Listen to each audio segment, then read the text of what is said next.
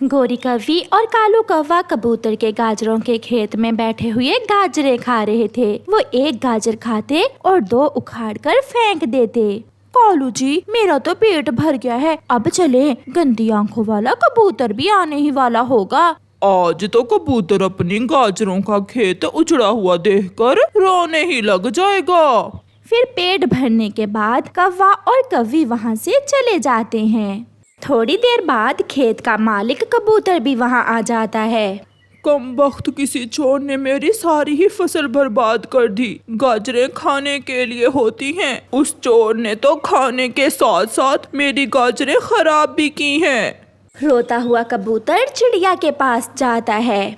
चिड़िया, तुम्हें तो मालूम है मैंने अपनी गाजरों के खेत पर कितनी मेहनत की है, मगर कोई चोर हर रोज मेरी गाजरें चुरा कर ले जाता है। कबूतर भैया, हमारे जंगल में तो कोई ऐसा चोर नहीं है, शायद ये दूसरे जंगल के दुष्ट उल्लुओं का काम है। जिस दिन मैंने पकड़ लिया मैं छोड़ूंगा नहीं उस चोर को। फिर कबूतर लोहार पक्षी चाचा छमछम के पास जाता है। चाचा छमछम, मुझे एक अच्छा सा फंदा बना कर दें, ऐसा फंदा जिसमें फंस जाने के बाद पक्षी भाग ना सके। ये लोहे का फंदा है, तुम ये फंदा ले जाओ। जैसे ही कोई जीव इस फंदे से टकराएगा वह इस फंदे में फंस जाएगा।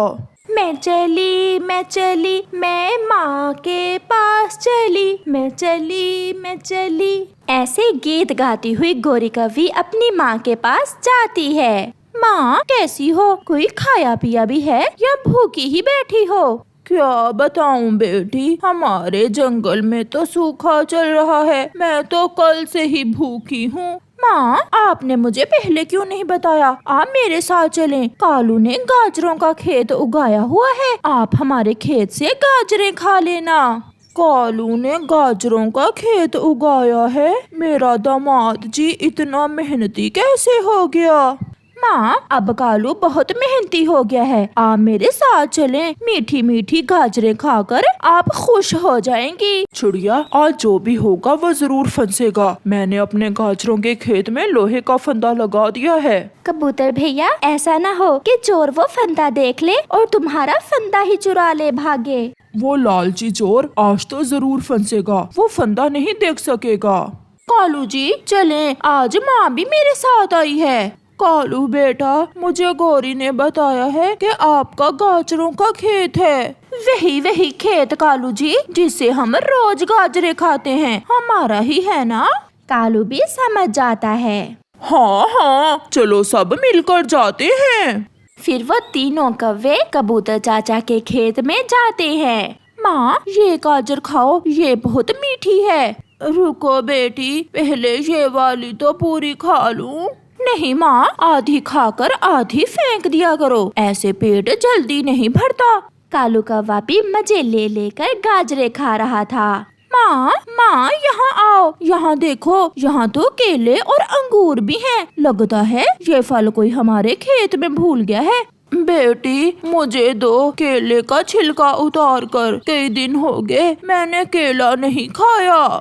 फिर जैसे ही गोरी केला तोड़ने के लिए आगे बढ़ती है, फंदा खुल जाता है और गोरी की पूंछ फंदे में फंस जाती है और साथ ही अलार्म बजने लगता है। अपना बड़ा डंडा लिए कबूतर भी पहुंच जाता है। गोरी की माँ और कालू कौवा उड़कर करीब ही एक पेड़ पर बैठ जाते हैं। माँ, बचाओ मुझे माँ। कबूतर डंडे से गोरी कौवी की पिटाई शुरू करता है। मुझे नहीं मालूम था कि ये तुम हो दुष्ट कौवा, मेरी सारी फसल बर्बाद कर दी तुमने। माँ, बचाओ माँ। फिर गोरी की माँ हौसला करके वहाँ आती है। कबूतर बेटा, बस एक बार माफ कर दो मेरी बेटी को, मुझे सब मालूम हो गया है। इन्होंने आपका बहुत नुकसान किया है, मगर मेरे कहने पर एक बार माफ कर दो। हाँ माँ, मैं फिर कभी इस खेत की तरफ मुँह भी नहीं करूँगी। आज अगर तुम्हारी माँ साथ ना होती तो मैं तुम्हें जान से ही मार देता। फिर कबूतर गौरी को छोड़ देता है और वो रोती हुई अपनी माँ के साथ चली जाती है। मम्मा, क्या इस बार आप मुझे नए शूज लेकर देंगी ना? और मुझे नया बैग भी लेना है। और मुझे अपने लिए नई फ्रॉक भी। मम्मा, मैं आपसे कब से नई फ्रॉक मांग रही हूँ। इस बार अगर मेरे जन्मदिन पर आपने मुझे नई फ्रॉक ना लेकर दी तो मैं आपसे बात नहीं करूँगी। मम्मा चिड़िया चुपचाप बैठी अपने बच्चों की बातें सुन रही थी। वो अपने बच्चों से कैसे कहती कि वो तो बहुत गरीब है, वो उन्हें कुछ कैसे लेकर दे सकती है। अब मैं किसी काम से बाहर जा रही हूँ, जब मेरे पास पैसे होंगे तो मैं आपको सब कुछ ले दूंगी।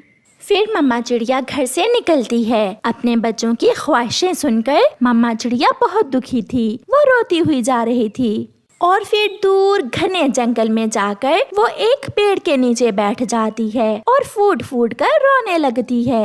मैं कितनी बेबस माँ हूँ जो अपने बच्चों की कोई एक भी इच्छा पूरी नहीं कर सकती। मैं तो अपने बच्चों के सामने रो भी नहीं सकती।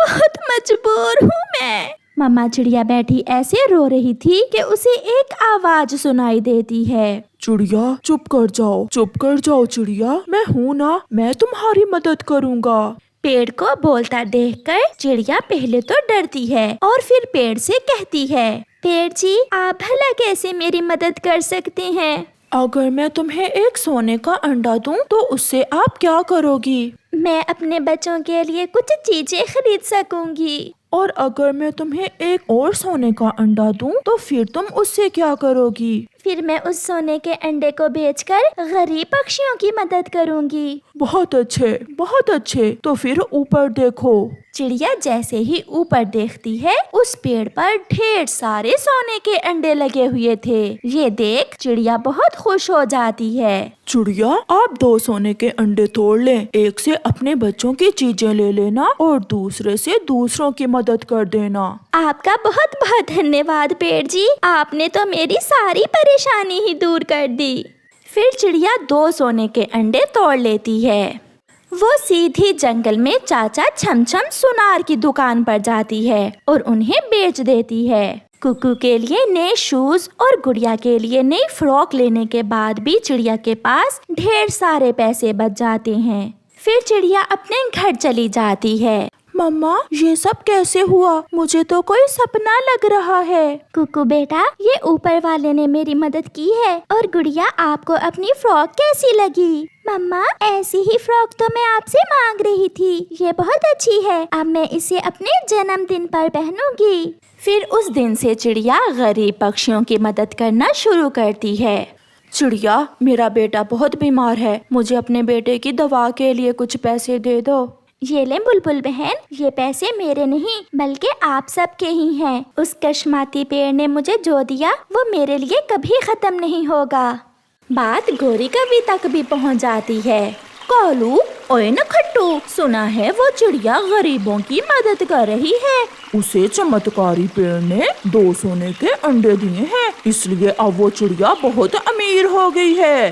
तो क्या हम अब गरीब ही रहेंगे? मैं भी उस चमत्कारी पेड़ से सोने के अंडे लूंगी। तुम मेरे साथ चलो। फिर कौवा और कवि चिड़िया के पास जाते हैं। चिड़िया, वो चमत्कारी पेड़ कहाँ है? हम भी उसे देखना चाहते हैं। वो कितना अच्छा पेड़ है जिसे गरीब पक्षियों का इतना ख्याल है। वो चमत्कारी पेड़ घने जंगल में कुएं के पास है। मैं वहाँ बैठी रो रही थी कि उस पेड़ ने मेरी मदद की। आपको जरूरत है तो कुछ पैसे मुझसे ले सकती हैं। नहीं चिड़िया, हमें इसकी जरूरत नहीं है। चल कालू। फिर गोरी कव्वी कालू कव्वे को साथ लेकर घने जंगल की तरफ चली जाती है। वो दोनों लालची पति पत्नी कुएं के पास बड़े और चमत्कारी पेड़ के पास पहुंच जाते हैं।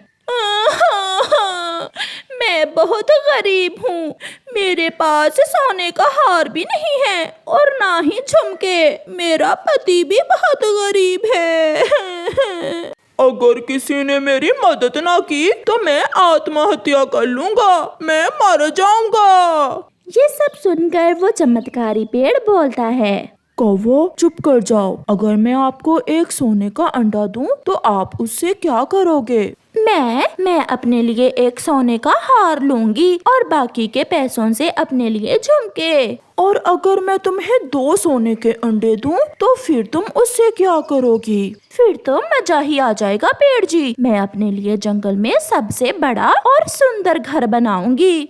भाग यहाँ से, कहीं ऐसा ना हो कि मैं अपनी कांटेदार शाखाओं से तुम्हारी पिटाई शुरू कर दूं। मैं ऐसे लालची पक्षियों की मदद नहीं करता। पेड़ जी बात तो सुने। मगर वो पेड़ उन्हें वहाँ से भगा देता है और उन्हें कुछ भी नहीं मिलता। कौवे रोते हुए वहाँ से चले जाते हैं। प्यारे दोस्तों, इस कहानी से हमें सीख मिलती है कि हम जैसा सोचते हैं हमें वैसा ही मिलता है। अगर हम अच्छा सोचें तो हमें सब अच्छा मिलता है, और अगर अपनी सोच को बुरा रखें तो हमारे साथ हमेशा बुरा ही होता है। आपका धन्यवाद।